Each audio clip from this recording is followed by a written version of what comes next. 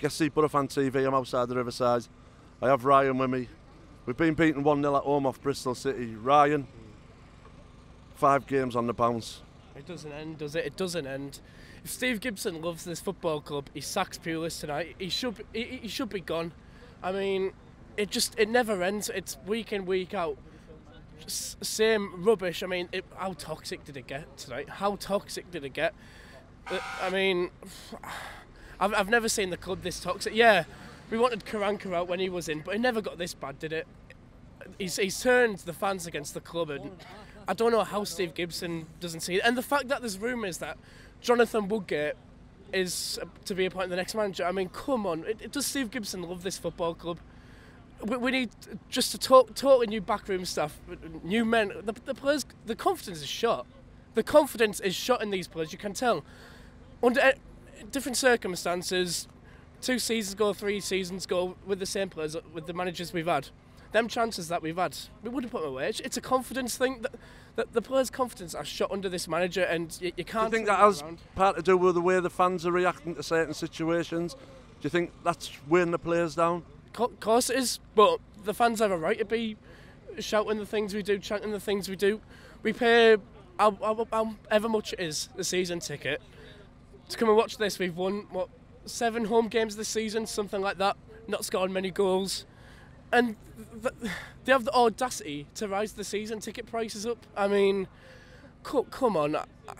I back Steve Gibson. I mean, I love me City, saved the football club, but he's been the way the club's run, it's been a joke recently. It has been a joke, and I'm sick and tired of watching this.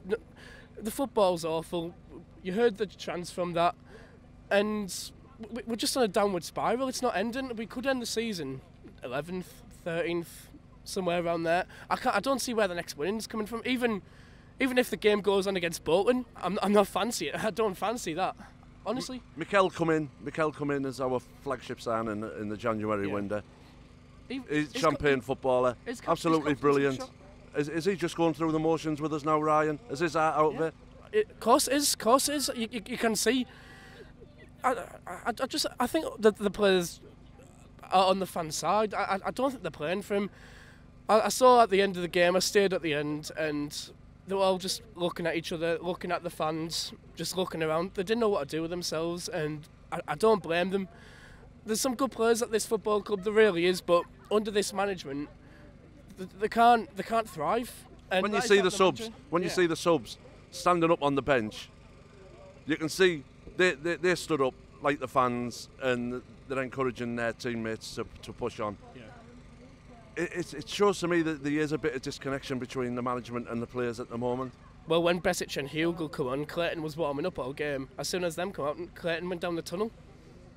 What does that say? I mean, it might have been anything, but what does that say? Clayton's been warming up all game. I thought Clayton had his best game of the season on Saturday, and he just went straight down the tunnel, and I don't blame him. You can see that there's a disconnect. Surely Steve Gibson sees there's a disconnect, and until Pulis is gone, and Woodgate isn't the answer either. Yes, we're going through not a great financial time, but if you've got some ambition, it's just going to be Strachan and Mowbray all over again, and it's going to take a few years to get back to where we want to be, and I don't think we can afford to waste that much time, to be honest. Ryan, thanks for coming on Boro Fan TV. Guest seat, Boro Fan TV. I'm outside the Riverside. We've been beaten 1-0 at home off Bristol City. I have Joe with me. Joe, I'm lost for words, mate. Same here, Gassi. Same here. 5 games on the trot. I don't know if I can remember the last time we've lost 5 in a row. I mean, season's over. I'd say for now, it's just play for pride now. So, it's one of those really. Just have to play for pride. 4 or 5 weeks ago, when I seen that we had 4 games out the next 5 at home, I thought this is our chance to push on. We'd had a disappointing draw against Wigan, but we had 4 out the next 5 games at home. I thought this was really going to be the turning point of our season, and it's just gone off the edge of the cliff. First 2 were winnable, you know.